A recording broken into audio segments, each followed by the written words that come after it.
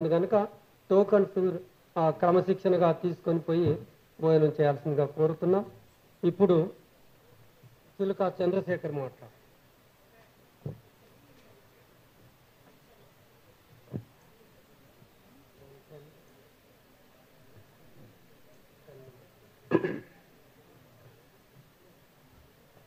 వేదిక మీద ఉన్నటువంటి ప్రజాస్వామికవాదులారా, అదేవిధంగా వేదిక ముందున్నటువంటి ప్రజాస్వామికవాదులారా, ఏ దేశం యొక్క అభివృద్ధినైనా కానీ ఆ దేశంలో మానవ హక్కుల సూచిని బట్టి నిర్ధారించబడాలి అనుకుంటే భారతదేశం మానవ హక్కుల అమలుపరచడంలో దాదాపు 200 దేశాల్లో 137వ స్థానంలో ఉంది. అంటే ప్రపంచంలోనే 3వ శక్తిగా భారతదేశం అవతరించబోతుంది అని చెప్పేసి పాలకులు ఒకవైపు చెప్తా ఉన్నారు. కానీ హక్కుల హననంలో మాత్రం మనం నానాటికి దిగజారిపోతూ ఉన్నాం. ఛత్తీస్గఢ్లో 2022-23 సంవత్సరంలో మొత్తం మీద కూడా 23 ఎన్కౌంటర్లు జరిగితే 23-24 4 నెలల్లోనే 109 ఎన్కౌంటర్లు జరిగాయి. ఎన్కౌంటర్లు కాదు, హత్యలు జరిగాయి. ఈ హత్యలు ఆదివాసీల మీద జరుగుతూ ఉన్నాయి. ఆదివాసీలకు మద్దతుగా దన్నుగా ఉన్నటువంటి మావోయిస్టుల మీద జరుగుతూ ఉన్నాయి. ఆదివాసీలు భారతదేశంలో ఉండే భారతదేశ సంపదని రక్షించటానికి, అదేవిధంగా తమ జీవనాన్ని ఏదైతే ఉందో స్థితిగతుల్ని దిగజారిపోకుండా ఉంచుకోవటానికి కూడా వాళ్ళు పోరాటం చేస్తూ ఉన్నారు. ఆ పోరాటంలో మావోయిస్టులు కూడా వారికి అండగా ఉండటం జరిగింది. భారత రాజ్యాంగం ఆర్టికల్ 39 ప్రకారం అందరికీ సమన్యాయం అందించాలి. మరి దేశ సంపద అంతా కూడా 1992 ఏదైతే ప్రపంచీకరణ వచ్చిన తర్వాత వివిధ కార్పొరేట్ కంపెనీలకి ఎంఓయూలు కుదుర్చుకుంటూ ఆ ఎంఓయూల ద్వారా మొత్తం సంపదను మొత్తం కట్టబెట్టాలని చెప్పి ప్రయత్నం జరుగుతూ ఉంటే పర్యావరణం వల్ల కానీ తమ ఆవాసాలు కానీ నివాసాలు కానీ ఇవన్నీ కూడా చెల్లాచెదురై తాము జీవించే హక్కుకే అభద్రత ఏర్పడింది అని చెప్పేసి ఆదివాసీలు పోరాటం చేస్తున్నారు. అంటే దీనిలో రెండు ఉన్నాయి.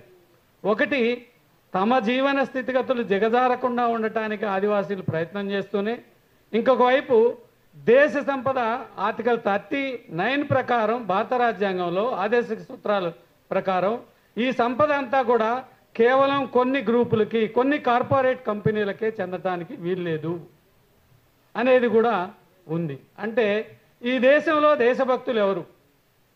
సంపద మొత్తం భారత రాజ్యాంగం ప్రకారం సంపద అందరికీ చెందాలి అని చెప్పేసి కోరుకునేవాళ్ళు దేశభక్తులా? అట్లా కాకుండా సంపదను మొత్తం కూడా కార్పొరేట్లకు కట్టబెట్టాలనుకునేవాళ్ళు దేశభక్తులా? ఈ దేశంలో ఎక్కడైతే దేశద్రోహులు పరిపాలన చేసే క్రమంలో దేశభక్తులందరూ కూడా చెరసాలలో అయినా ఉంటారు, లేదా బూటకపు ఎన్కౌంటర్లో చంపబట్టడం కూడా జరుగుతూ ఉంది. అంటే ఏంటి? ఈ భారత దేశంలో స్వాతంత్ర పోరాటం జరిగేటప్పుడు ఎవడు వాడు ఎచ్చటి వాడు ఎక్కడి నుండి వచ్చినాడని చెప్పేసి అందరూ తిరగబడతా ఉంటే మేము మీ మీద తిరగబడం అని చెప్పేసి ఉత్తరాలు రాసిచ్చి సరెండర్ అయిపోయిన వాళ్ళు ఇప్పుడుండే బీజేపీ ఆర్ఎస్ఎస్ సంస్థలు. అంటే వీళ్ళు ఇప్పుడు దేశభక్తులుగా చలామణి అవుతా ఉన్నారు. అట్లనే ఈ దేశ సంపదను మొత్తం కూడా కార్పొరేట్ కంపెనీలకి కొల్లగొట్టే విధంగా వాళ్ళ అభివృద్ధి నమూనా అనేది మొత్తాన్ని కూడా రూపొందించుకుంటూ వస్తూ ఉన్నారు. దీన్ని వ్యతిరేకించే వాళ్ళు ఈరోజు దేశద్రోహులయ్యారు. ఎన్కౌంటర్లలో చంపబడతా ఉన్నారు. కాబట్టి నిజమైన దేశభక్తులు ఎవరో మనం గుర్తించాలి. నిజంగా ఈ రాజ్యాంగం మీద ప్రమాణం చేసినవాడు ఈ రాజ్యాంగ విలువల్ని వదిలేసుకుంటూ పోతూ ఉంటే భారత రాజ్యాంగంలోని ఏదైతే ఆదేశిక సూత్రాలు కానీ ప్రాథమిక హక్కులు కానీ ఉన్నాయో ఆ హక్కుల కోసం ఎవరైతే పనిచేస్తున్నారో వాళ్ళని దేశద్రోహులుగా చంపటం ఏ మేరకు ధర్మం?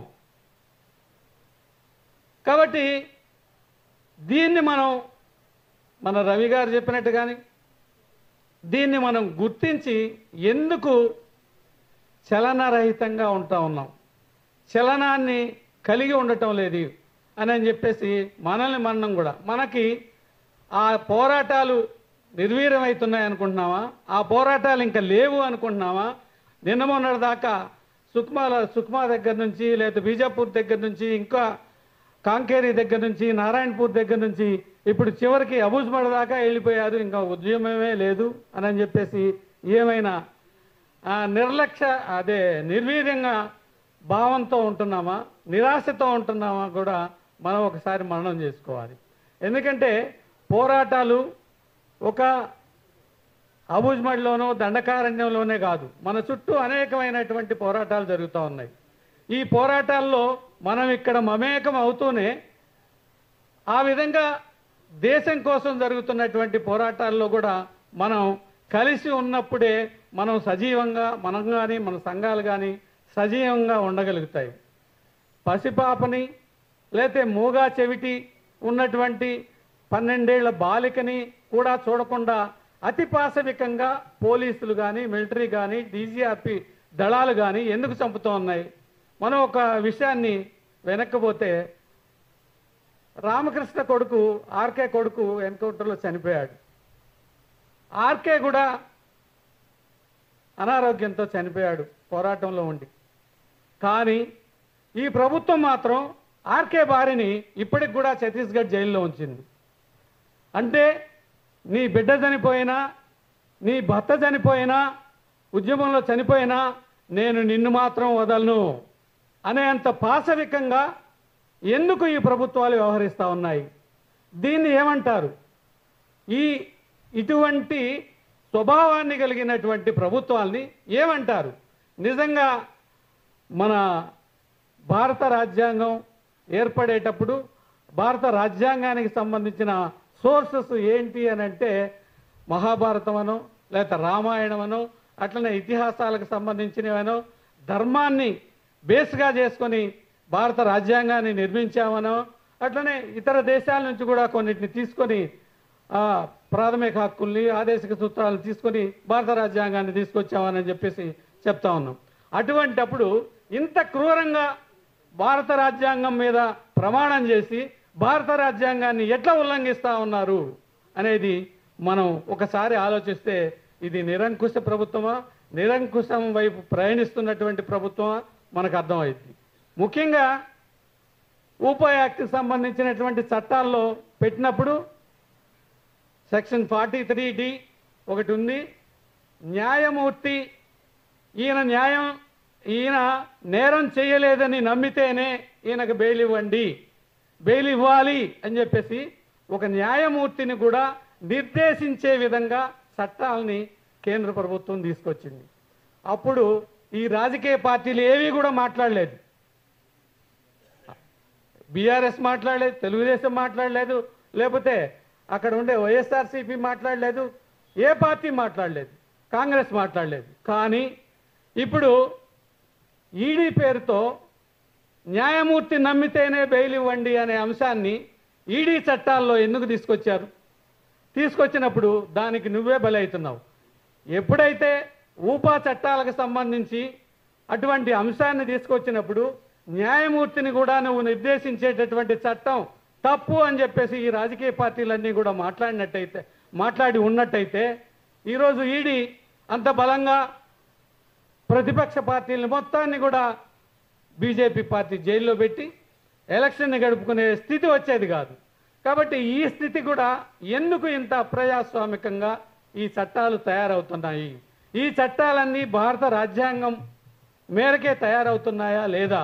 ఇవన్నీ కూడా ఆలోచిస్తే వీటిని బట్టి ఈ రాష్ట్ర ప్రభుత్వం, ఈ కేంద్ర ప్రభుత్వం అనుసరిస్తున్నటువంటి విధానాలు ఏవైతే ఉన్నాయో ఇవన్నీ కూడా నిరంకుశమైనటువంటి విధానాలు, నిరంకుశం వైపు ప్రయాణిస్తున్నటువంటి విధానాలు. వీటికి తోడు ప్రజల యొక్క ఏదైతే మతం, కులం ఏదైతే ఉందో వీటిని సాంప్రదాయాల పేరుతో వీటిని అడ్డం పెట్టుకొని పరిపాలన కొనసాగించడానికి బీజేపీ ప్రయత్నిస్తూ ఉంది. బీజేపీ పార్టీ ఒక మాట, అమిత్ షా పద్దాకలా ఒక మాట చెప్తా ఉండేవాడు, ఎవరిని సంతృప్తిపరచడానికి ఎన్కౌంటర్లు అంటే నెలకొకసారి. గతంలో బాలగోపాల్ పాపం నెలకొకసారి ఛత్తీస్గఢ్ కనీసం వెళ్ళి వస్తూ ఉండేవాడు, ఎందుకంటే అక్కడ హక్కుల హననం బాగా జరుగుతూ ఉంది అని చెప్పేసి. కానీ ఇప్పుడు నెలకొకసారి అమిత్ షా వెళ్ళి వస్తూ ఉన్నాడు. ఎందుకు అనంటే మావోయిస్టుల్ని ఎంత మేరకు అణిచివేశారు, ఎన్ని ఎంఓయూల్ని బయటికి తీశారు, పనిచేసేటట్టు చేస్తూ ఉన్నారు అని చెప్పేసి వాటిని పనిచేయించడానికి, కార్పొరేట్ కంపెనీలని తీసుకురావడానికి ఆయన పదే పదే చెప్పినటువంటి వాడినటువంటి భాష ఏంటంటే, ఇంతకుముందు వక్తలందరూ కూడా చెప్పారు, మావోయిస్టు రహిత లేదా మావోయిస్టు రహితంగా ఎన్నికలు జరుపుతామని. అంటే ఎన్నికలు జరిపే నాటికి ఎంతమంది మావోయిస్టులను చంపారు, సంఖ్య చెప్పండి అన్నందుకే ఈ 4 నెలల్లో 209 మంది, 109 మంది, 120 మందిని చంపేశారా? ఇటువంటి పరిపాలనని మనం ఏమంటారు? కాబట్టి మనం మన సంఘాలు ఏవైతే ఉన్నాయో, ప్రజా సంఘాలు కానీ, హక్కుల సంఘాలు కానీ, మేధావుల్ని కలుపుకొని, ఇంకొకటి, ఏ పార్టీ కాంగ్రెస్ పార్టీ చేసిన దాన్ని మర్చిపోయి ఇప్పుడు బీజేపీ వ్యతిరేకంగా ఐక్య సంఘటన కట్టండి అని చెప్పేసి ఎవరు కోరట్లేదు. అయితే కాంగ్రెస్ పార్టీ తాను ఏ రకంగా ఎమర్జెన్సీలో వ్యవహరించిందో, ఎటువంటి నిరంకుశ చట్టాలను అయితే తీసుకొచ్చిందో వాటి అన్నిటినీ కూడా మనందరికీ తెలుసు, ప్రజలందరికీ కూడా తెలుసు. అయితే అంతకంటే దుర్మార్గమైనటువంటి పరిపాలన తీసుకురావడానికి ప్రయత్నం చేసినప్పుడు మనం ఏ మేరకి దాన్ని రాకుండా అడ్డుకుంటాము, అడ్డుకునే క్రమంలో ఎవరెవరు కలిసి వస్తారు? ఈరోజు ఛత్తీస్గఢ్లో కాంగ్రెస్ పార్టీనే వెళ్ళి ఫ్యాక్ట్ ఫైండింగ్ చేయాల్సిన పరిస్థితి ఏర్పడింది ఈ ఎన్కౌంటర్ల మీద, 13 మంది చనిపోయిన ఎన్కౌంటర్ల మీద. అట్లనే అక్కడ ఉండే సిపిఎం పార్టీ వాళ్ళు కూడా, సిపిఐ పార్టీ వాళ్ళు కూడా వెళ్ళారు. కాబట్టి ఈ ఎన్కౌంటర్లకు సంబంధించి, ఈ నియంతృత్వ ధోరణికి సంబంధించి ఏ శక్తులు ఏ మేరకు కలిసి వస్తాయో ఆ కలిసి వచ్చే వాళ్ళందరినీ కూడా కలుపుకొని ప్రజా ఉద్యమంలో మీరు, మేము, మనం అందరం కూడా మమేకం అయినప్పుడే ఈ నిరంకుశమైనటువంటి పాలనకి స్వస్తి పలకటం జరుగుతుంది అని చెప్పేసి ఈ అవకాశం ఇచ్చిన మీ అందరికి కూడా ధన్యవాదాలు తెలియజేసుకుంటూ ముగిస్తాం.